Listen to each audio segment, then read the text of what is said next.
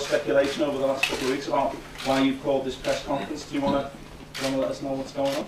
I think most people know I'm not converting to 100 back like Steve on Twitter this morning. I think that's safe to say, but I hate the word retired, so I don't want to say retired from it at all, because I would never retire from swimming in general. I love swimming, it's the thing that I've always loved, it's the thing that I'll continue to do, but as a competitive element and as an elite athlete, I definitely won't be competing anymore and won't be at the World Championships or at any meet going forward. So I'm definitely not retired. I'll always be swimming, even when I'm 90 years old. I'll still be getting in the pool and going for a swim, that's for certain.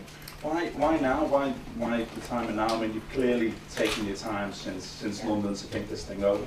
Yeah, I've wanted to take that time. I think as an athlete, you give it 110% every single year. For over 10 years I've been doing it, 50 weeks a year, 25 hours a week I've been doing it, and it's hard. So I always said after the summer I'd take a break. I didn't do that after Beijing. I don't regret not doing that at all, but I tried to do everything. I tried to do all the training with going to the events, the once in a lifetime opportunities that you only get to do after games, and enjoy it all. And it was too much to handle after Beijing. There was so much going on, whereas I wanted after this summer, I knew it was going to be special. I knew after our home games it was going to be different, and I wanted to take some time off. And it was amazing. I loved being a normal 23-year-old. I loved getting my level 2 swim teachers. I loved doing other things and different avenues. I loved doing that, and I just thought, you know what, it's time. I feel like it's time.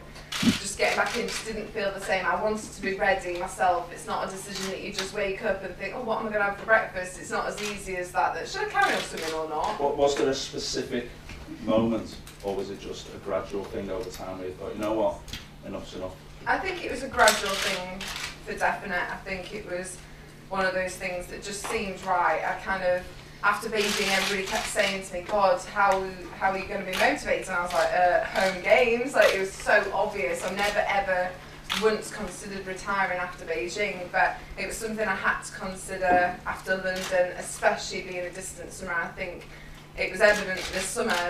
Katie, the girl that won the 800, was 15. I'm 23. It's not quite the same. And did you feel old?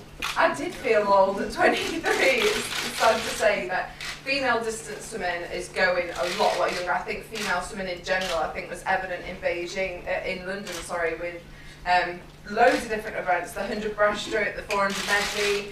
They're all 15, 16-year-old girls, and I certainly can't compete with that. I've noticed over the past few years I can't do the same level of work as I used to be able to do. I need a lot more rest and recovery, and it just was time. It was just natural. It was just, I achieved everything I wanted to after Beijing. I wanted to go to the Commonwealth. I wanted to get a medal at the World Championships, and I've done that now, and I think it was just the perfect time to kind of end on a high. Most athletes are one or two people. You either keep going and try and just milk it for all you can and just never want to leave, and then other people want to finish at the top. And even since I was 12, 13, I've been saying to my parents, I want to finish on a high. I don't want to just keep dragging it out, and I've always said that, so I wanted to stick by that despite my love of the sport.